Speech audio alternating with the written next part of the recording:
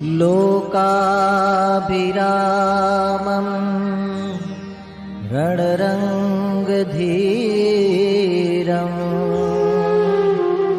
राजीवनेत्रं रघुवंशनाथं कारुण्यरूपं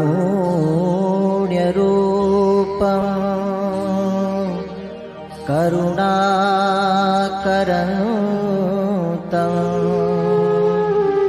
श्रीरामचन्द्रं शरणं प्रपद्ये। नारायणं नमस्कृत्य नरं चैव नरोत्तमं देवी सरस्वती व्यासं ततो जयमुदीरयेत्। आज हम न्याय शास्त्र के प्रणेता, धर्म शास्त्र के उद्गाता, गौतम स्मृति के रचयिता महर्षि गौतम जी का जन्म दिवस शीघ्र ही चैत्र शुक्ला प्रतिपदा को आने वाला है की चर्चा करेंगे। हमारी संस्कृति में अब ऐसी कोई उपाय या ऐसी कोई परंपरा नहीं रही है कि हमारी गौरवशाली संस्कृति को हम आगे पहुंचा सकें। आज हमें ये प्रयास प्रारंभ करने होंगे और हमारी संस्कृति को इसी माध्यम से नई पीढ़ी तक पहुंचाना होगा ताकि वो हमारी संस्कृति पर गर्व कर सके। महर्षि गौतम का जहां तक प्रश्न है, ब्रह्मा की बात, ब्रह्मा से देवस्वर मनु और मनु के पुत्र अंगिरा, अंगिरा के पुत्र 3 पुत्र हुए, अंगिरस, उत्तथ्य और संवत। उत्तथ्य के पुत्र हुए राहुगण दीर्घतमा जो जन्मांध थे। जन्मांध होते हुए भी उन्होंने पिता के सानिध्य में बहुत ज्ञान प्राप्त किया, तपस्या की, साधना की और वेदों के सूत्र की व्याख्या करने और सूत्रों को प्रतिपादित करने में सफल हुए। राहुगण दीर्घतमा ने इसी अपनी तपस्या के बल पर केशव मंत्र की सिद्धि प्राप्त की और उस केशव मंत्र के बल पर उन्होंने नेत्र ज्योति प्राप्त की। उसी की स्मृति में उन्होंने अपने पुत्र का नाम गौतम रखा। गौतम की माता का नाम प्रद्वेषी था। महर्षि गौतम का विवाह वृहदर्शी की कन्या अहिल्या के साथ हुआ था। यह भी एक विचित्र घटना है, आपको शायद याद न हो। महर्षि गौतम धनुर्विद्या के प्रमुख उस समय के आचार्य भी थे। शास्त्र के साथ साथ शस्त्र की शिक्षा भी देते थे और उसे प्राप्त करने के लिए वृहदर्श की कन्या अहिल्या के पास भेजी गई थी। वृहदर्श रखकर गए। वृहदर्श की कन्या को उन्होंने जिस तपस्या के साथ, जिस ब्रह्मचर्य के साथ, जिस आत्मिक साधना के साथ सिखाया, वृहदर्श बहुत प्रसन्न हुए और उन्हीं को उन्होंने अपनी जामाता के रूप में चयनित कर लिया। अब शुपात कहलाए महर्षि गौतम। महर्षि गौतम गायत्री माँ की साधना करते थे और साधना में धीरे धीरे इतने लीन रहने लगे कि एक बार चलते चलते वो लंबे मार्ग में गायत्री साधना में लीन हो गए और एक अंधकूप में जा गिरी। वहां से माँ गायत्री प्रकट हुई।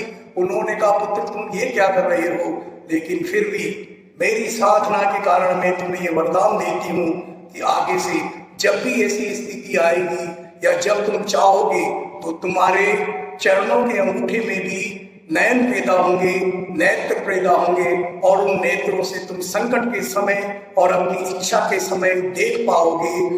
जो प्राकृतिक चक्षु है उनके बाद समय समय पर तुम्हें 2 नेत्र का वरदान मैं देती हूँ।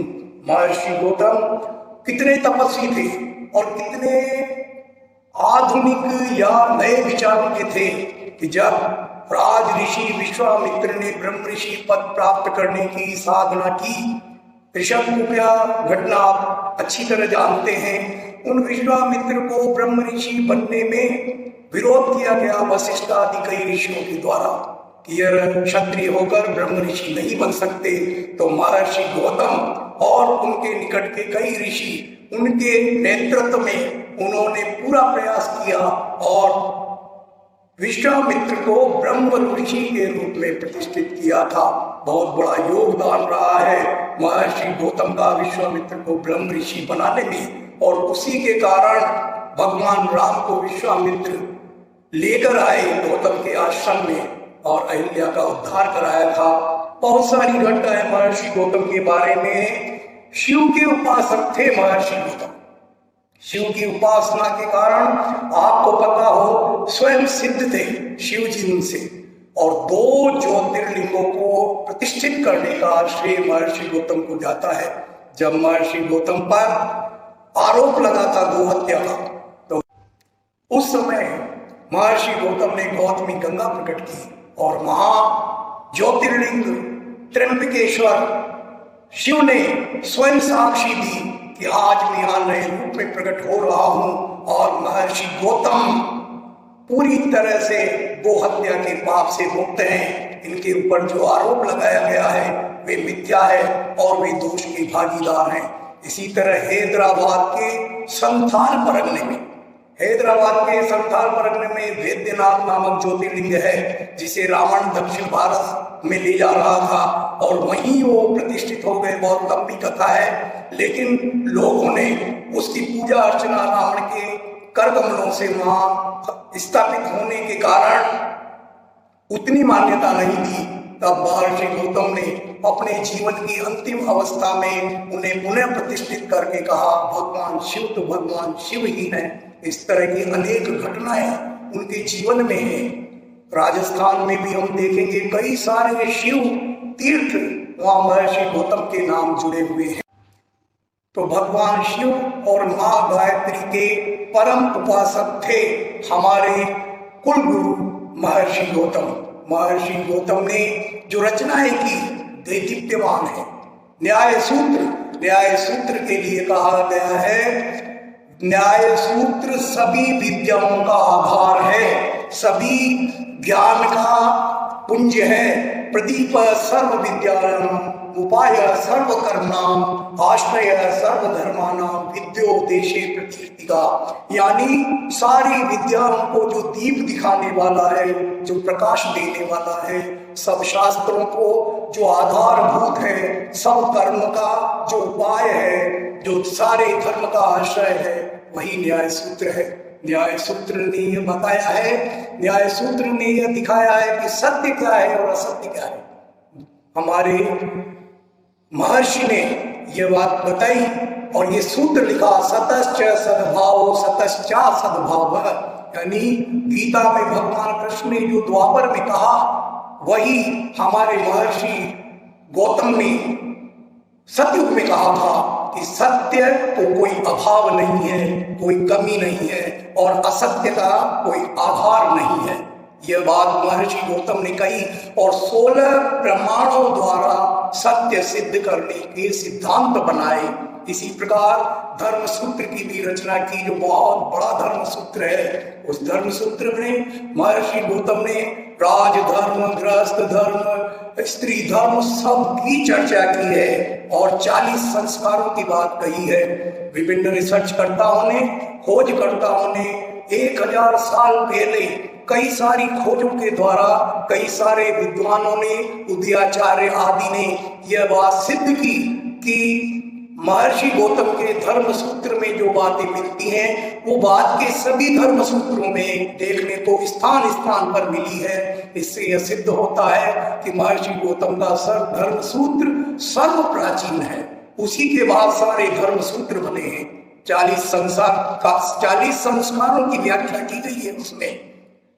महर्षि गौतम ने स्मृति और धर्म सूत्र में ब्राह्मण के 3 बड़े कर्म बताए, प्रवचन, यज्ञ और प्रतिग्रह। प्रवचन यानी जो ज्ञान हमारे पास है, जो हमें प्राप्त हो रहा है, उसे हम वचनों के द्वारा दूसरे को समझाएं, दूसरे को दें। जो कुछ हमारे पास है वह दूसरों को दें, यही प्रतिग्रह है। और इसके अलावा उन्होंने कहा यज्ञ ब्राह्मण का कर्म है।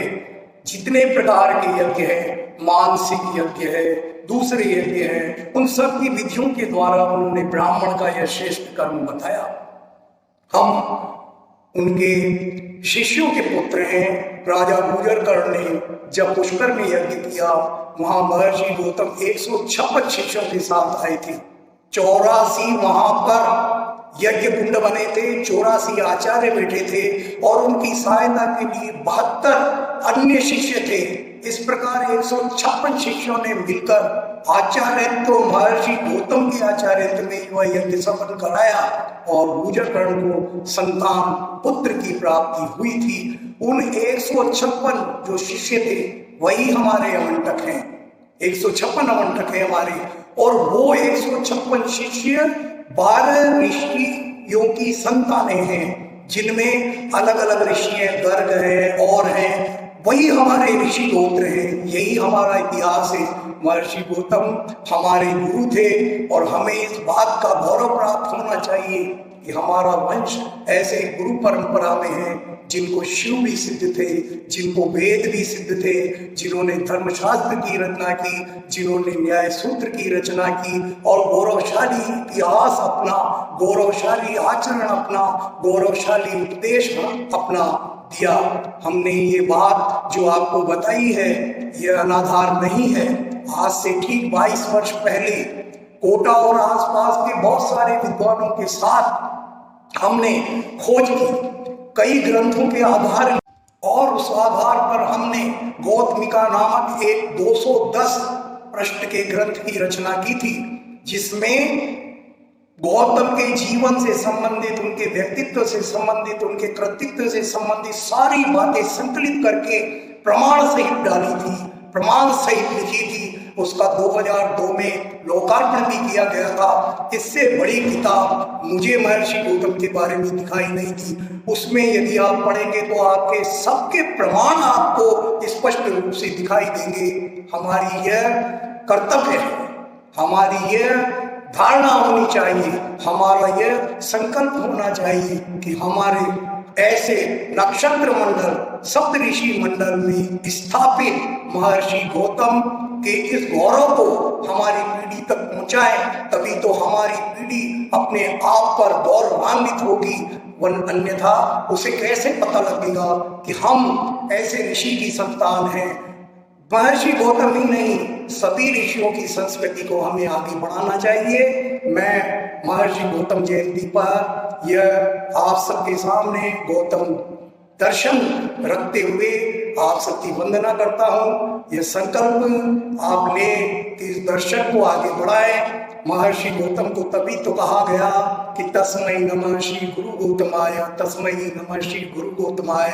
यदि हम महर्षि गौतम का स्मरण करते हुए, महर्षि विश्वामित्र का स्मरण करते हुए गायत्री साधना नित्य करें तो देदीप्यमान हमारा व्यक्तित्व होगा, देदीप्यमान हमारा कृतित्व होगा, देदीप्यमान हमें मार्ग मिलेगा और सफलताओं के सारे आयाम मिलेंगे।